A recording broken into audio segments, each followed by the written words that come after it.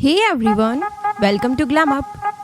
अभिषेक कुमार को जहां व्यूअर्स थोड़े लड़ाकू और थोड़े एरोगेंट समझते हैं, वहीं वो रियलिटी में काफी फन लविंग, सेंसिटिव और इमोशनल है। एक छोटे से शहर से मुंबई आना और बिग बॉस जैसे शो तक अपनी जगह बनाना आसान नहीं होता। और अभिषेक के केस में तो उनकी फैमिली भी स्टार्टिंग में उनके अगेंस्ट थी और उन्हें ठीक से इंग्लिश भी नहीं आती थी। फिर कैसे अभिषेक ने यहाँ तक का रास्ता तय किया, क्या है उनका असली रिश्ता ईशा मालविया के साथ, कैसे हुआ करते थे वो पढ़ाई में, और कितना बुरा रहा था उनका कास्टिंग काउच का एक्सपीरियंस कि 1.5 साल तक वो इसके बारे में किसी को कुछ बता भी नहीं पाए। अभिषेक के बचपन से लेकर उनके धोखे खाने तक और उससे सीख लेकर अपनी पहचान बनाने तक की लाइफ जर्नी मैं इस वीडियो में आपको बताने वाली हूँ। तो बने रहिए इस वीडियो के एंड तक। बट उससे पहले मेरी आप सभी से रिक्वेस्ट है कि इस वीडियो को आप एंड तक जरूर देखें और चैनल को सब्सक्राइब जरूर करें।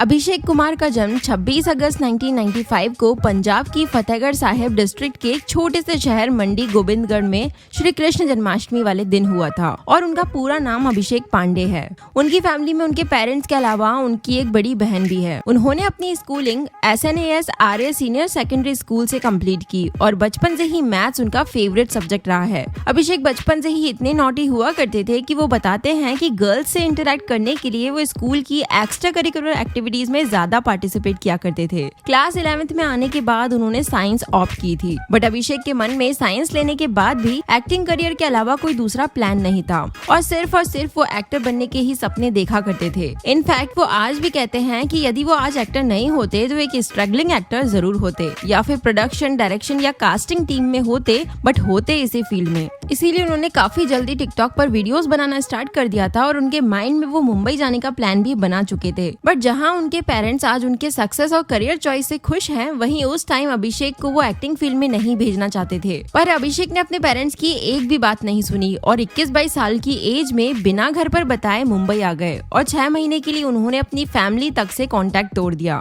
बट यहाँ आकर उनका एक्सपीरियंस खास नहीं रहा और उन्हें लगने लगा था कि यहाँ के लोग बहुत बुरे हैं, क्योंकि जिस फ्रेंड के भरोसे वो मुंबई रहने आए थे उसने उनका फोन तक नहीं उठाया। उनका लैंडलॉर्ड भी सही नहीं था और उससे भी उनकी लड़ाई हो गई थी। पर इतना ही इनफ नहीं था। जब वो ऑडिशन देने गए तो उन्हें वहाँ कास्टिंग काउच का सामना करना पड़ा। दरअसल अभिषेक बताते हैं कि पहले जब वो रूम में गए तो कास्टिंग डायरेक्टर इंग्लिश बोलने लगा और इतनी हाई फाई इंग्लिश अभिषेक को तब समझ भी नहीं आती थी। उसके बाद उस कास्टिंग डायरेक्टर ने रूम की कुंडी लगा ली और टेबल पर जाकर बैठ गया और फिर अभिषेक से कॉम्प्रोमाइज करने को बोलने लगा। पहले तो अभिषेक को लगा कि ये एक्टिंग करने को बोल रहा होगा, बट जैसे ही उन्हें बात समझ आई वो वहाँ से गेट खोलकर तुरंत भाग गए। इस इंसिडेंट के बाद वो इतना ज्यादा डर गए थे कि वो उसी रात फिर से पंजाब अपने घर चले गए। वहाँ पहुँचते ही उनके पापा से उनकी काफी डांट पड़ी कि बड़ा शौक था ना मुंबई जाने का, अब लौट क्यों आए। बट अभिषेक ने इस बारे में 1.5 साल तक अपने घर पर कुछ नहीं बताया, बट उनके मन में ये बात कहीं ना कहीं बैठ गई थी। जब उनकी दीदी की शादी होने वाली थी तब उन्होंने अपने पेरेंट्स से ये बात शेयर की। तब उनके फादर ने उन्हें गे रिलेशनशिप्स के बारे में समझाया कि आजकल गे रिलेशनशिप भी रहने लगी है। पर अभिषेक के लिए उन लोगों के लिए मन में एक्सेप्टेंस लाने में काफी टाइम लगा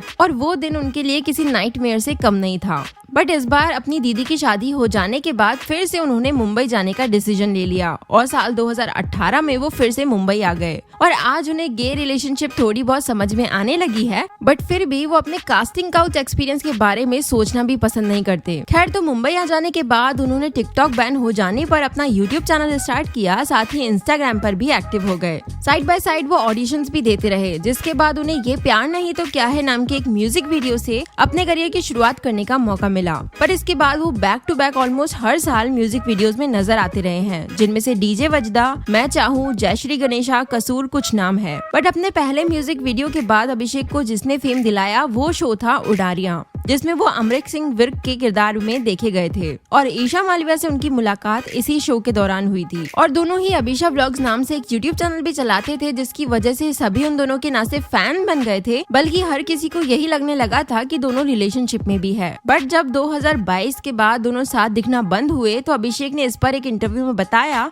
कि तब वो दोनों पंजाब में रहा करते थे, बट बेकाबू शो की वजह से अभिषेक जब मुंबई शिफ्ट हो गए तो वो ईशा के साथ उतना टच में नहीं रह पाए। पर हर तरफ तब तक रूमर्स उड़ गए थे कि उनका ब्रेकअप हो गया है। अभी रिसेंटली भी बिग बॉस के इंटरव्यूज के दौरान भी उनका यही कहना है कि वो ईशा के साथ रिलेशनशिप में नहीं थे, बट मुझे ऐसा नहीं लगता। इस बारे में आपको क्या लगता है? आप अपना ओपिनियन कमेंट जरूर करें, क्योंकि मुनावर से बात करते टाइम अभिषेक ने ईशा से रिलेटेड अपनी फीलिंग शेयर की थी कि वो उन्हें पसंद करते हैं और उनसे शादी भी करना चाहते हैं, और ये तक कह दिया था कि उनकी पॉजिटिव नेचर की वजह से उनके बीच दूरियां आ गई। वैसे ईशा और अभिषेक के फैंस उन्हें बिग बॉस शो में साथ देखने के लिए बहुत एक्साइटेड थे और उनकी ये विश अब पूरी भी हो चुकी है। वैसे तो बिग बॉस के बाद अभिषेक की नेटवर्थ बढ़ने ही वाली है, बट उडारिया से मिली पॉपुलैरिटी के बाद उन्होंने अपनी dream car BMW sports car खरीद ली थी।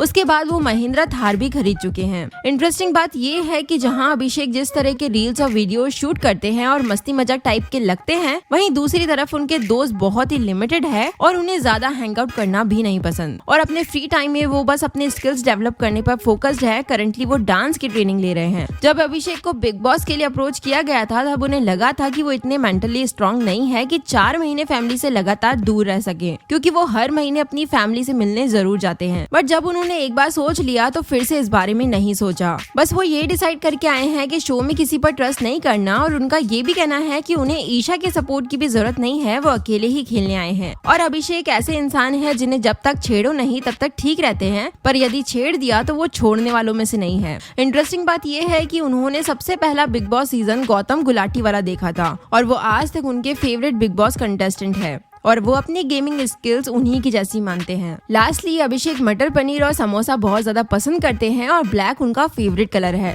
दिवाली उनका फेवरेट फेस्टिवल है, और बचपन में स्कूबी डू उनका फेवरेट कार्टून हुआ करता था। जब भी अभिषेक को टाइम मिलता है तो वो गोवा सोलो ट्रिप पर चले जाते हैं, और बचपन में वो लेफ्ट राइट लेफ्ट मिले जब हम तुम, दिल दोस्ती डांस जैसे शोज देखा करते थे। अभिषेक की लाइकिंग्स में से यदि आपकी भी कोई सेम चॉइस रही है तो मुझे कमेंट करके जरूर बताएं। वैसे कैसे लगते हैं आपको अभिषेक, और क्या वो बिग बॉस में एक स्ट्रॉन्ग कंटेस्टेंट बतौर खुद को फाइनलिस्ट में ले जा पाएंगे? आप अपना ओपिनियन कमेंट जरूर करें। मैं फिर आऊंगी एक ऐसे ही नए वीडियो के साथ। Till then stay connected, be happy.